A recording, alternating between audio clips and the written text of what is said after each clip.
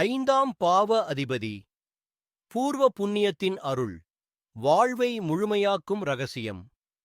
வாழ்க்கையில் எத்தனை நன்மைகள் கிடைத்தாலும் அந்த நன்மையை உண்மையில் அனுபவிப்பதற்கு ஒரு விசேஷ சக்தி தேவை. அது பணமோ பதவியோ புகழோ அல்ல, அது இறைவனின் அருள். ஏனென்றால் ஒருவர் கோடிகள் சம்பாதித்தாலும் மன அமைதி இல்லாவிட்டால் அதனை அனுபவிக்க முடியாது. அவன் உயர்ந்த பதவியில் இருந்தாலும் சுகமில்லையெனில் அதில் சாந்தி கிடையாது. உறவுகள் இருந்தாலும் அன்பு இல்லையெனில் அது வெறுமைதான்.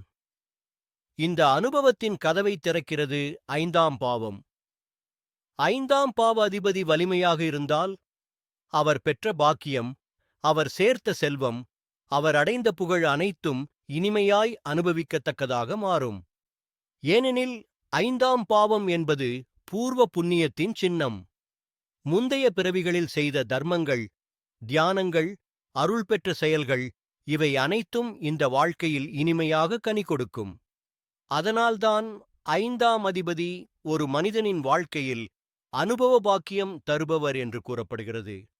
அவர் உனக்கு கொடுக்கும் அருள் உன் மனதை அமைதியாக்கும், உன் குடும்பத்தை இணைக்கும், உன் முயற்சிகளை பலமாக்கும், உன் கர்மத்தை இனிமையாய் மாற்றும். அதனால் வாழ்க்கையில் கிடைக்கும் நன்மைகள் அனைத்தையும் முழுமையாய் அனுபவிக்க விரும்பினால் ஐந்தாம் பாவ அதிபதியை வலிமையாக்க வேண்டும். அது குலதெய்வ வழிபாடு, இலக்கண ரீதியான ஐந்தாம் அதிபதி வழிபாடு, தர்மம், அன்னதானம் இவற்றால் மட்டுமே சாத்தியமாகும்.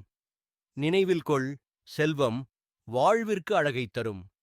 ஆனால் ஐந்தாம் பாவத்தின் அருள் வாழ்விற்கு தெய்வீக சுவையைத் தரும். ஐந்தாம் பாவத்தை இயக்குங்கள், வாழ்வில் மேன்மையான பலனைப் பெறுங்கள். நன்றி, வணக்கம்.